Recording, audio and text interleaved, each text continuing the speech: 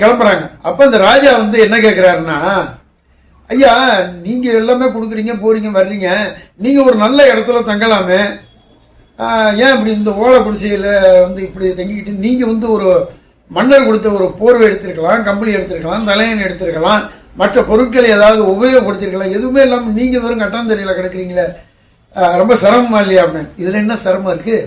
இந்த மன்னர் மக்களுக்கு உதவி செய்தே ஆக வேண்டும், அவர் கடமையை நிறைவேற்றணும் அப்படின்னு சொல்லி நான் முதலமைச்சரை நான் கேட்டேன். மன்னர் நல்ல மனசோட கொடுத்தார், அதை நான் கொண்டாந்துருக்கேன்.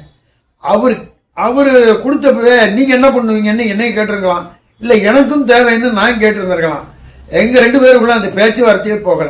அவர் சொன்ன கடமையை நிறைவேற்றுறதுக்கு மட்டும்தான் எனக்கு அதிகாரம். எனக்கு அந்த மாதிரி எல்லாம் அடுத்தவங்க பொருளுக்கு ஆசைப்பட்டு நான் செயல்படணும்னு அவசியமே கிடையாது. உங்களுக்கு போதுமா, இன்னும் எதுவும் செய்யணுமா அப்படின்னு கேட்டிருக்காரு.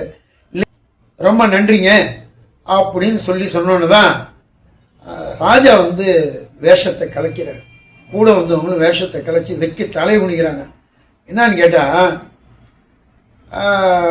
இது மாதிரி நாங்கள் அபாண்டமா சொன்னோம், அது ராஜா நம்பிட்டு வந்துட்டாரு அப்படின்னோடனே அப்ப அந்த முதலமைச்சர் ரொம்ப பெருந்தன்மையா சொல்றாரு, மன்னா எனக்கு நீங்க கொடுக்கிற சம்பள தொகை எனக்கு அது போதுமானது, எனக்கு உதவி போக்குவரத்து எது வேணும்னா நானே கேட்டிருப்பேன்.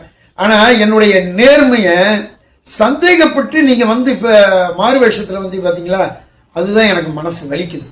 நீ வேற மாதிரி என்னைய தண்டிக்கிறதுனா கூட தண்டிச்சிருக்கலாம், என்னைய சந்தேகப்படுறதே என்னால தாங்கிக்க முடியல ராஜா அப்படின்னா அந்த மன்னரை கட்டி பிடிச்சி கதறிட்டான் அந்த முதலமைச்சர். அப்படி ஒரு முதலமைச்சர் இருந்திருக்கார். அவர் யாரு? அவர்தான் இந்திய ராஜதந்திரி என்று இன்றளவும் போற்றப்படக்கூடிய சாணக்கியர்.